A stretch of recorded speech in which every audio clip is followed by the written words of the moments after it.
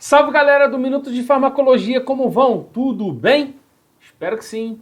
Estamos vindo agora com mais um vídeo extremamente interessante falando sobre diabetes mellitus.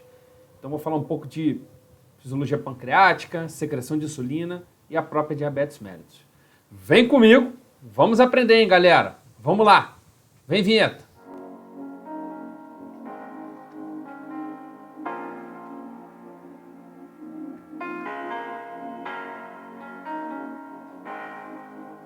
Então, pessoal, como bem anunciamos, estaremos falando aqui no Minuto de Farmacologia, sobre diabetes mellitus. Antes de falar sobre a diabetes mellitus, vamos lembrar um pouquinho sobre a fisiologia do nosso trato gastrointestinal. Temos ali acoplado ao nosso intestino delgado, né, o pâncreas, onde vai ter o seu ducto pancreático se unindo com o ducto biliar, e ambos unidos vão formar um ducto comum, onde tem a saída lá no duodeno através do esfíncter de Oddi. O que vai ser secretado? Secreção pancreática e secreção biliar, que são importantes para a digestão dos nossos nutrientes. No aumento maior, vimos aqui em número 1, se vocês olharem, o número 1 está bem no meio dessa imagem da histologia, são os acinos pancreáticos. O número 2 são os ductos interlobulares. E o número 3 são as ilhotas de Langerhans. E o número 4, o ducto intralobular, que vão se juntar e formar o ducto interlobular. Falando sobre o processo de secreção pancreática, nós temos outros hormônios envolvidos na homeostasia energética. Então temos o glucagon, produzido lá nas células alfa pancreáticas. Tecido-alvo é o fígado, tecido adiposo, músculo esquelético. E tem ação de glicogenólise e gliconeogênese no fígado. Já a insulina, que é o foco do que nós vamos conversar bastante hoje, são produzidas na célula beta pancreática, o alvo é fígado, tecido adiposo e músculo esquelético, que está envolvida na captação de glicose, aminoácidos, ácidos graxos do sangue para dentro das células. Além disso, armazenamento na forma de glicogênio, proteínas e glicerídeos. A amilina, célula beta pancreática, sistema nervoso central, suprime a liberação de glucagon, diminui a velocidade de esvaziamento gástrico e diminui a ingestão de alimento. A somatostatina, na célula delta pancreática, trato gastrointestinal e no hipotálamo. Ação em várias células, como nas ilhotas, trato gastrointestinal, cérebro e hipófise, reduzindo a liberação de insulina e glucagon, motilidade gastrointestinal e liberação de hormônios, além de diminuir a secreção do hormônio de crescimento. Temos outros neurohormônios que estão envolvidos com a homeostasia energética, que não são produzidos lá na região pancreática. Temos aí a epinefrina, produzida na suprarrenal. O alvo são vários tecidos que tenham, né, os receptores adrenérgicos. E envolvido na homeostasia energética, nós temos aí a capacidade de promover glicogenólise no fígado e realizar lipólise por meio de ativação da lipase sensível ao hormônio. Temos o cortisol, produzido no córtex da suprarrenal, efeito também em diversos tecidos, antagonizando a ação da insulina, promovendo gliconeogênese no fígado e degradação de proteínas musculares. GLP-1, produzido no íleo, alvo no pâncreas, estômago, cérebro e no coração, aumentando a massa das células beta e secreção de insulina, então um hormônio que está envolvido na secreção de insulina, retarda o esvaziamento gástrico e diminui a ingestão de alimentos e secreção de glucagon. E a leptina, produzida nos adipócitos, tem um efeito no sistema nervoso central, no hipotálamo basomedial. Ela faz a sinalização da suficiência da reserva energética no corpo, diminui a ingestão de alimentos e possibilita as funções neuroendócrinas que consomem a energia. Então esses são os hormônios envolvidos na homeostasia energética. Falaremos mais de um que estaremos falando principalmente da diabetes mellitus. Então, o neurohormônio que vamos estar abordando de uma maneira maior é a insulina. A insulina, cuja sua sequência de aminoácidos ela foi determinada por Brown e colaboradores em 1955. Ela é formada de duas cadeias polipeptídicas de 51 aminoácidos unidas por ligações de sulfeto. É sintetizada nas células beta, né, das ilhotas de Langerhans. E lá, anteriormente, antes de se tornar insulina, ela é produzida na forma de pré-proinsulina, dentro do aparelho de Golgi ela é convertida em proinsulina, e em vesículas né, de proinsulina, ela vai ser convertida em insulina e armazenada em grânulos dentro dessa célula beta. Nessa figura fica bem visível, né, que após o estímulo, né, de entrada de cálcio e chegada da glicose nas células beta, nós temos aí o início, né, de um processo de produção de RNA mensageiro da produção da pré-proinsulina. Esse RNA mensageiro, né, ele vai induzir a produção, né, da proteína chamada de pré-proinsulina dentro do aparelho de Golgi, que vai ser convertida em proinsulina. Essa proinsulina no aparelho de Golgi é acondicionada em vesículas, né, contendo grânulos secretores, e após se desprender do complexo de Golgi, essa vesícula dentro dela existe uma enzima que vai fazer a conversão da proinsulina em insulina. Esses grânulos ficam armazenados e quando temos a nossa necessidade de eliminação da secreção da insulina, né, na corrente sanguínea, ocorre aí um aumento, né, dos níveis de cálcio intracelular, os microfilamentos eles se contraem e vão fazer a mobilização desses grânulos, fundindo-os com a membrana plasmática e secretando insulina assim na circulação sanguínea. Bruno, como que ocorre então essa conversão de pré-proinsulina em proinsulina e insulina? A pré-proinsulina ela é composta, né, de 3 subunidades, onde estaremos aí convertendo A em insulina.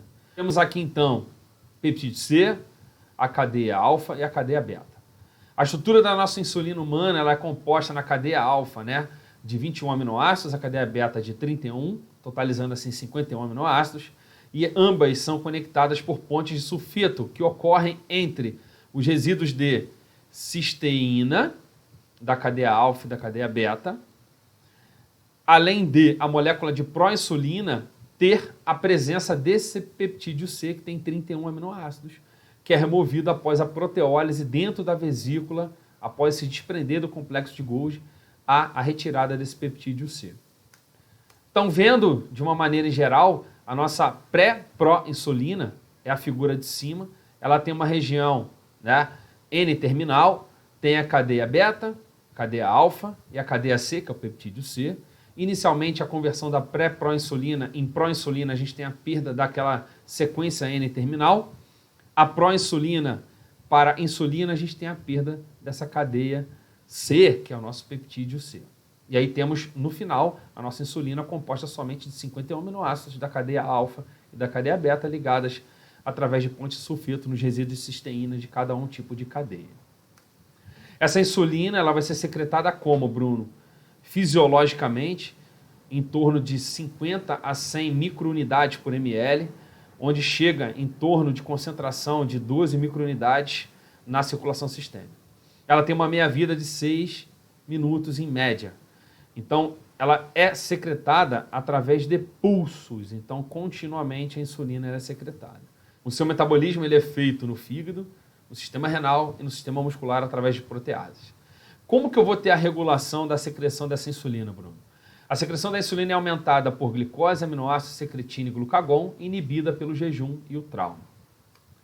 Podemos ver aqui na homeostasia da glicemia que no estado de jejum nós temos uma glicemia, né, menor do que 100 miligramas por decilitro, ou seja, dentro da normalidade. Temos então o fígado sendo responsável pela produção e liberação dessa insulina. Temos ali os ácidos graxos sendo captados para o fígado, principalmente atuando neste momento de estado de jejum. Temos o glucagon, que ele vai auxiliar na glicogenólise, mantendo esses níveis glicêmicos. E essa glicose ela vai ser ofertada tanto para o sistema nervoso central, em grande maioria, quanto para o músculo esquelético. Nesse momento, a insulina ela é suprimida, porque a insulina ela estaria fazendo um efeito contrário, né, em reduzindo os níveis plasmáticos da glicemia, e como estamos em jejum, nós deveremos manter os níveis glicêmicos dentro da normalidade. Já no estado pós-prandial, ou seja, pós-alimentação, nossos níveis glicêmicos ele aumentam muito. Por quê? Eles vêm através da dieta após a absorção no trato gastrointestinal. Então, esses carboidratos que vêm da dieta vão elevar os níveis glicêmicos, o glucagon diminui a sua atividade, porque o nível glicêmico aumentou, a insulina começa a ser secretada pelas células beta das ilhotas de Langerhans, vai ter uma ativação grande da insulina lá no fígado, fazendo a gliconeogênese. A insulina também atua no músculo esquelético, aumentando a captação de glicose por essa musculatura, além dela aumentar a captação também, né, de ácidos graxos e aumentar a captação de glicose no tecido adiposo. E nisso nós temos o controle, tanto no estado de jejum quanto no estado pós-prandial.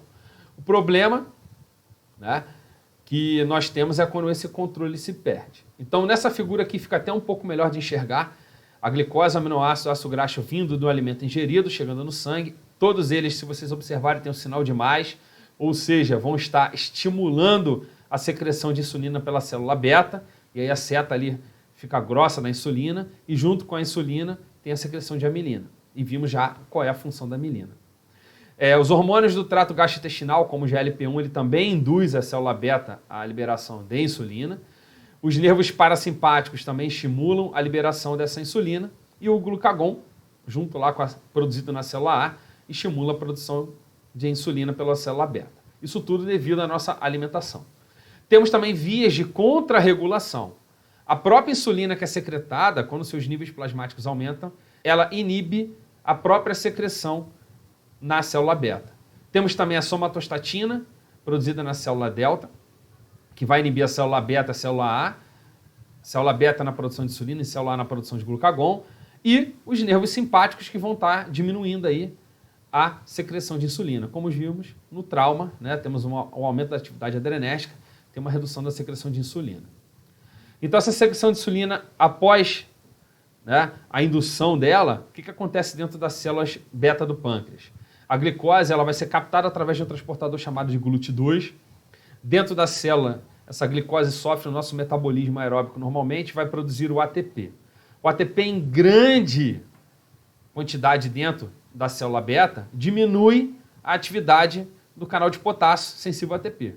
Então, o potássio ele para de sair, a condutância do potássio reduz, com isso ocorre uma despolarização de membrana, a abertura de um canal de cálcio, né, que é aberto após a despolarização, com isso influxo de cálcio, e como já vimos lá atrás, o influxo de cálcio faz o quê?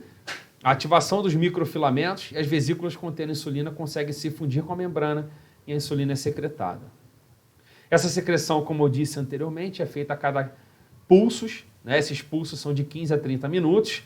Essa insulina ela alcança a célula onde ela vai tentar fazer a entrada, né, de glicose. Ela vai se ligar no seu próprio receptor, que é um receptor de insulina, um receptor do tipo tirosina quinase. Se vocês observarem, esses receptores eles são dimerizados, você tem um receptor de um lado e do outro, ocorre uma autofosforilação e uma ativação de uma sinalização intracelular complexa para a translocação dos receptores GLUT. Nesta figura fica melhor de observar.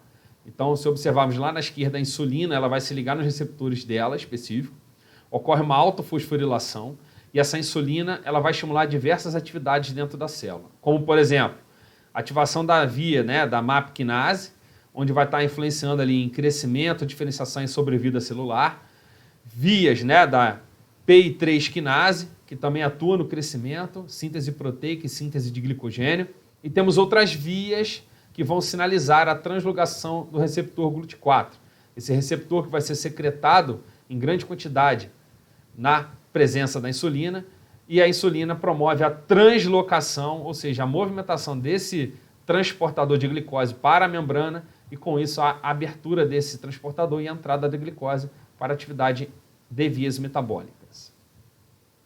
Então, os efeitos da insulina no fígado vão ser reversão das ações catabólicas, inibe a glicogenólise, inibe a conversão de ácido graxo em aminoácido cetoácido, inibe a conversão de aminoácidos em glicose.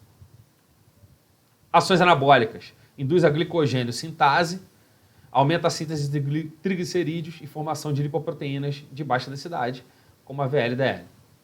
Já no músculo, aumenta a síntese proteica, o transporte de aminoácidos, transporte de glicose, síntese de glicogênio, a síntese ribossomal de proteínas.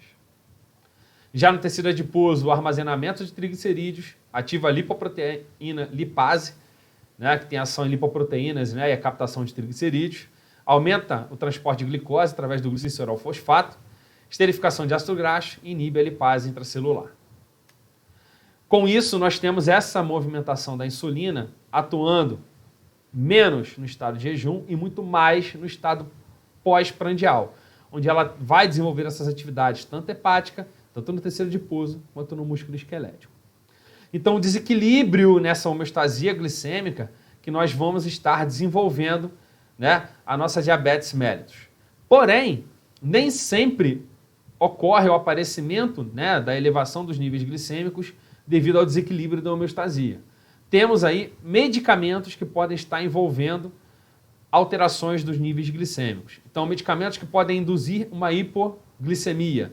Antagonistas beta, etanol, salicilato, anti-inflamatórios não esteroidais, pentamidina, inibidores da ECA, cloreto de lítio, teofilina, bromocriptina e mebendazol. Então, são medicamentos que prestamos bastante atenção quando os pacientes utilizam, que podem causar hipoglicemia.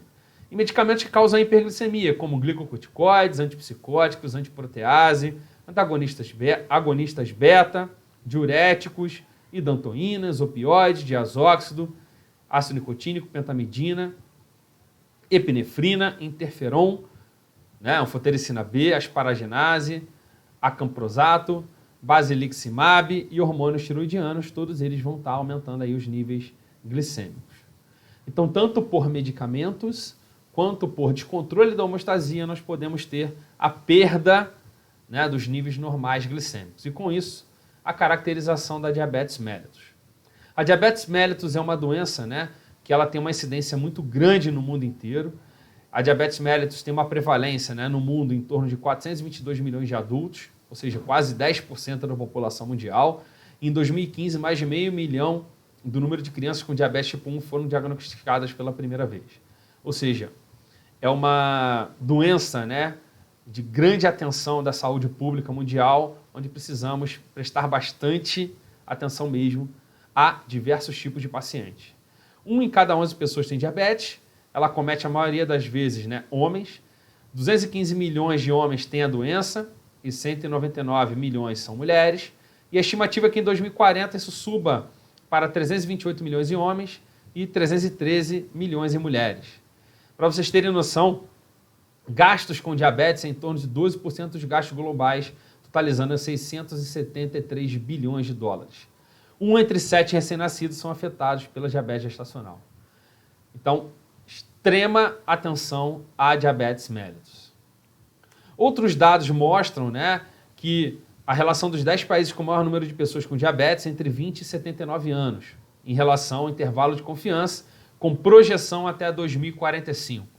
Então, o Brasil está em 4º lugar, com 12,5 milhões de pessoas com diabetes. E a projeção é que em 2045 se alcance em torno de 20,3 milhões. Outros países, né, têm uma incidência muito alta, como a China, a Índia, Estados Unidos e o México, a tendência é que ultrapasse o Brasil e o Brasil caia para 5º lugar em 2045.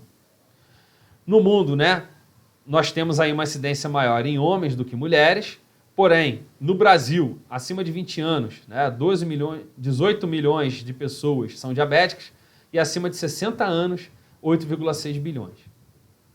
E acima de 60 anos, 8,6 milhões. Homens, 8,7 milhões, mulheres, 9,3 milhões.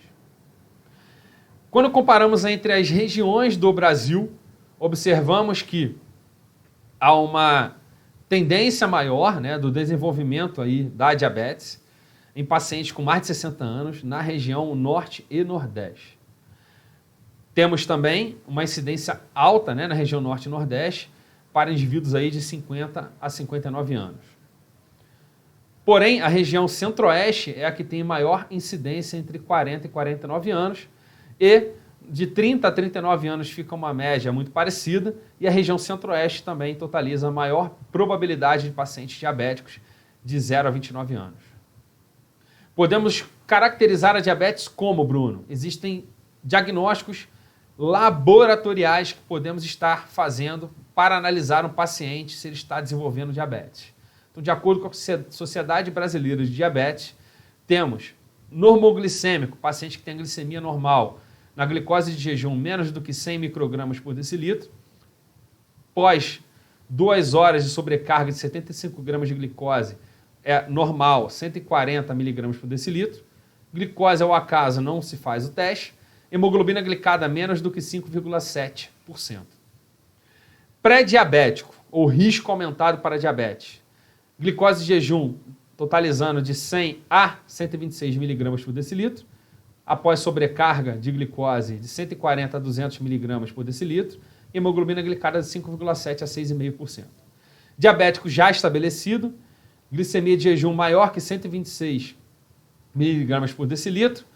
Pós sobrecarga de glicose, mais de 200 mg por decilitro. Glicose ao acaso sempre vai dar maior que 200 mg por decilitro. Hemoglobina glicada acima de 6,5%. Então, esses são os parâmetros utilizados no Brasil, onde podemos estar fazendo exames laboratoriais que caracterizariam um paciente com diabetes.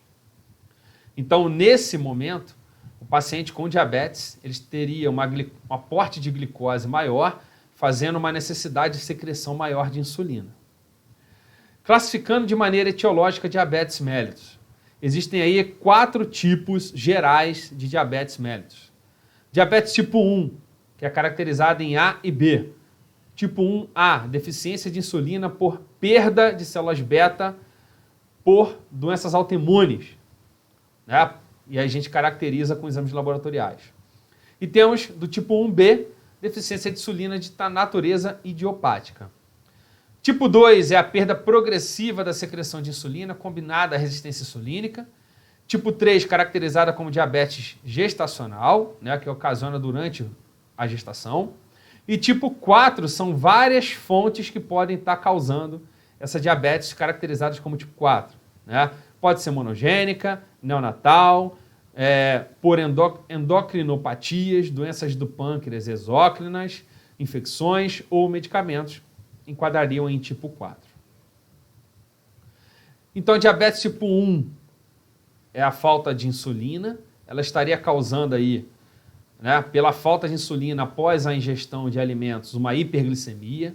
Isso geraria uma tentativa de eliminar essa glicose que não é captada porque não temos insulina pela urina, então o paciente tem glicosúria.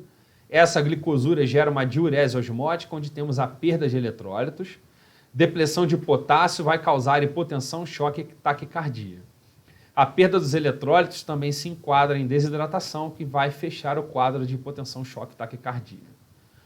Por outro lado, ocorre também a cetoacidose, onde essa cetose, né, ocorre o comprometimento da entrada da glicose no cérebro, comprometimento assim, da consciência, pode estar desenvolvendo vômitos, cetonúria, liberação de corpos cetônicos na urina, e a cetoacidose, onde nós temos a perda de cátions fixos na urina, com a perda de eletrólitos, consequentemente a perda de água, desidratação, perda da osmolaridade sanguínea, desidratação intracelular e comprometimento da consciência. No estado de cetoacidose, o paciente pode estar causando aí uma hiperventilação, onde vai gerar também a perda de água. Então, esse seria um quadro sintomático do paciente diabético tipo 1.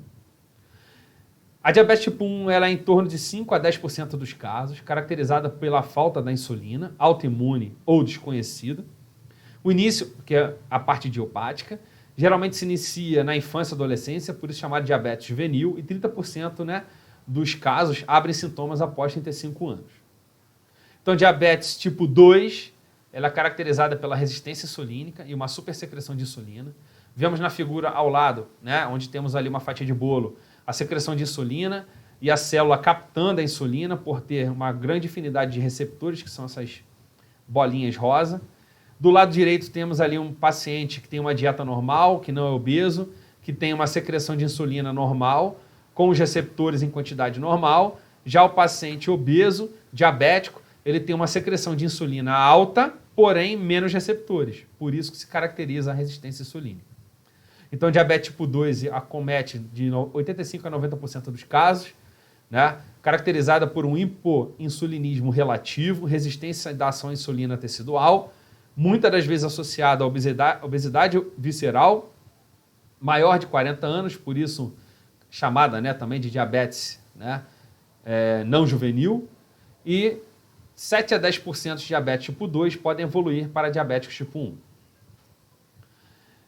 Então, diabetes tipo 2 é maior de 40 anos, 80% de obesos, resistência periférica à insulina, disfunção das células beta pancreática, podendo gerar aí um efeito glicotóxico e lipotóxico. Né? Essa hiperglicemia pode inibir a secreção de insulina, fazendo um efeito glicotóxico às células beta, e os ácidos graxos circulantes fazendo esse efeito inibitório da secreção pancreática de insulina também. Então, paciente com hiperglicemia, né, devido a uma secreção deficiente de insulina, o fígado ele continua produzindo a sua glicose, o tecido adiposo ele também vai produzir a glicose e ele vai diminuir a captação da glicose e a produção da hepática da glicose é aumentada por falta de atividade da insulina. Então, os critérios de rastreamento do paciente diabético tipo 2 são vários. Além dos exames laboratoriais, nós temos, né? A paciente com mais de 45 anos, sugere-se um rastreamento contínuo, analisar se o paciente ele é pré-diabético, tem histórico familiar, negros, hispânicos e descendentes de índios, né? Tem um risco maior, mulheres, diagnóstico prévio, né, de diabetes mérito gestacional, história de doença cardiovascular pré-existente, hipertensão arterial, né? A HDL, colesterol menor que 35 mg por decilitro e triglicérides maior que 250, síndrome de ovário policístico, sedentarismo e acantose nigrans. Vemos ali embaixo que um paciente diabético, né, após a ingestão de glicose, né, olhamos na linha vermelha que os níveis glicêmicos eles mantêm alto porque a insulina ela não consegue fazer a sua atividade devido à capacidade menor de atividade por redução dos receptores. A obesidade, como eu disse, é um fator crucial, né, e muito importante para o desenvolvimento da diabetes. Então, aumenta os níveis séricos de ácido graxo, inibe a captação de glicose, né, libera aí TNF-alfa em adipócito, inibindo, né, o efeito da insulina, influindo assim na resistência insulínica e levando à disfunção de células beta. Aí temos o desenvolvimento de uma síndrome chamada de síndrome metabólica, onde o paciente tem resistência à insulina, vai desenvolver intolerância à glicose, secreção alta de insulina, pode estar desenvolvendo hipertensão, aumento dos níveis de colesterol, desenvolvendo dislipidemia, aumentando os fatores pró-coagulantes, aparecimento de aterosclerose e obesidade, geralmente na região visceral central. Bruno, qual é a diferença que nós temos entre os dois tipos de diabetes? Então, nós temos, entre os dois tipos de diabetes tipo 1, ela é uma destruição autoimune das células beta do pâncreas, já tipo 2 é uma resistência insulínica. Níveis de insulina, tipo 1 são ausentes ou geralmente significantes, no tipo 2 é bem mais alto que o normal. A ação da insulina no tipo 1 não existe, no tipo 2 é diminuída. Resistência à insulina, não como parte da síndrome, pode estar presente em alguns tipos de pacientes obesos tipo 1 e no tipo 2 tem resistência insulínica. Idade, geralmente, tipo 1 é juvenil, né, menos de 30 anos, e tipo 2 a mais de 40. Complicações da tipo 1, cetoacidose, né, e consunção, e do tipo 2, a hiperglicemia, levando aí a vários problemas como convulsão, coma hiperosmótico, entre outros. Complicações da tipo 1, neuropatia, retinopatia, nefropatia, doença vascular e coronariopatia, e da tipo 2 são as mesmas. Intervenção farmacológica. Então, como é que a gente faz o tratamento para o paciente diabético tipo 1? Entrada com insulina, já que ele tem a falta da insulina. Tipo 2 são vários medicamentos que podem ser administrados.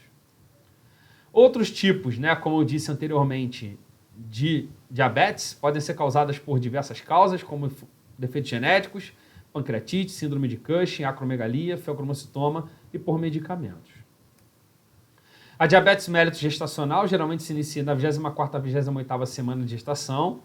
Ela é uma hiperglicemia inapropriada, né, alta em resposta à ingestão de glicose devido à gestação. E temos alguns fatores de risco para essa diabetes mellitus gestacional. Idade materna avançada, sobrepeso, obesidade, deposição central excessiva de gordura corporal, histórico familiar de diabetes em paciente de primeiro grau, crescimento fetal excessivo, polidrâmico, hipertenso e até capacidade de desenvolver pré-eclâmpsia, antecedentes obstétricos de abortamentos de repetição, má formação, morte fetal neonatal, microsomia ou de diabetes mellitus gestacional, síndrome de ovário policístico e baixa estatura, inferior a 1,5, tem uma probabilidade maior de diabetes gestacional. São fatores de risco. O acompanhamento, então, da gestante ele é crucial, principalmente durante todo o pré-natal. Então, na primeira consulta, aferição de glicemia de jejum, né, glicemia após 2 horas, analisar, né, a hemoglobina glicada, que todos eles, para fechar o diagnóstico de diabetes mellitus, tem que estar acima, né, dos valores normais. Hemoglobina aleatória, dando acima de 200 miligramas por decilitro, também pode estar caracterizando diabetes mellitus gestacional, e a confirmação com os exames feitos de maneira alternada. Sugere-se, então, uma dosagem de glicemia de jejum todas as mulheres na primeira consulta. Mulheres sem diagnóstico de diabetes, a glicemia tem que ser maior que 92, devem receber diagnóstico, né, de diabetes mellitus gestacional. Toda mulher em glicemia de jejum menor que 92 deve-se fazer o teste de sobrecarga, tá? E analisar aí qual vai ser o nível, né, de desenvolvimento aí da sua glicemia. Metas de controle glicêmico daquela gestante, né, que pode estar desenvolvendo aí uma diabetes mellitus ou para controle dessa gestante. E aí tem várias sociedades ali, né, a COG, o ADA, o CDA, IDF e o NICE, né. Nós temos aí em jejum, né, cada sociedade, cada órgão, né, tem o seu nível, mas se você olhar é muito próximo, né. De jejum tem que ser sempre menos que 90, 95.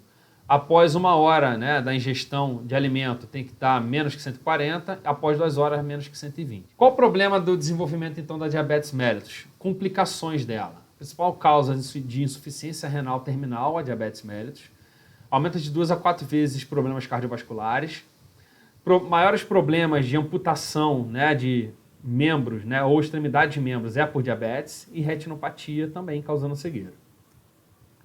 Quais são os sinais e sintomas que caracterizam o diabetes tipo 1 e tipo 2? Temos poliúria, bem característico, né? E sede em paciente diabetes tipo 1, geralmente muita urina à noite.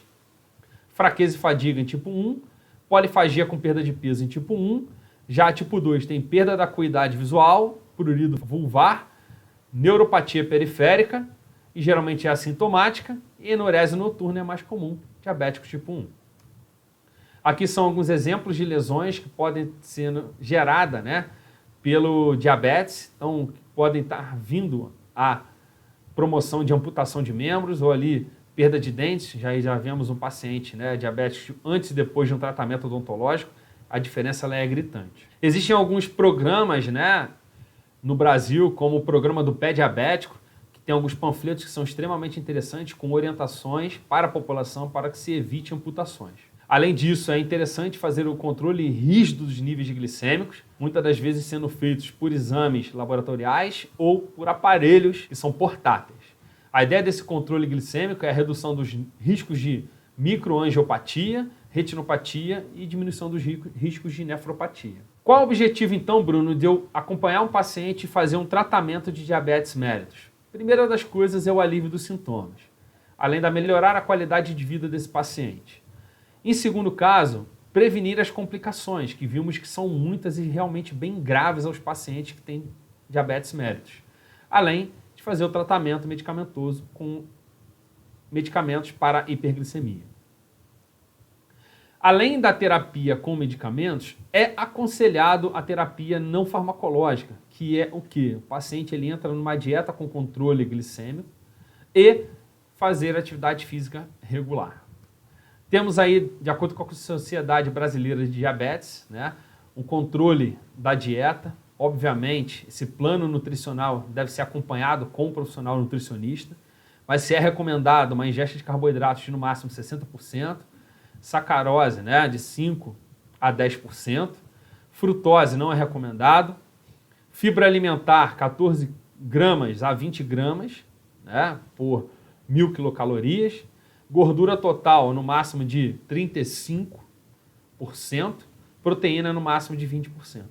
E sais e minerais, recomendações, né, da população sem diabetes, ou seja, recomendações normais.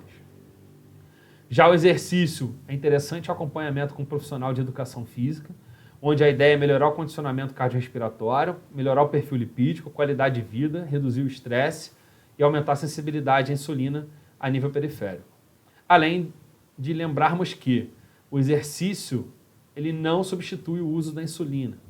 Pacientes diabéticos tipo 1, que necessitam obrigatoriamente da insulina, e diabéticos tipo 2 que vão utilizar a insulina, eles não podem deixar de utilizar a insulina por fazer um exercício físico. Dentro disso, nós temos, com o tratamento farmacológico e não farmacológico, metas de controle glicêmico.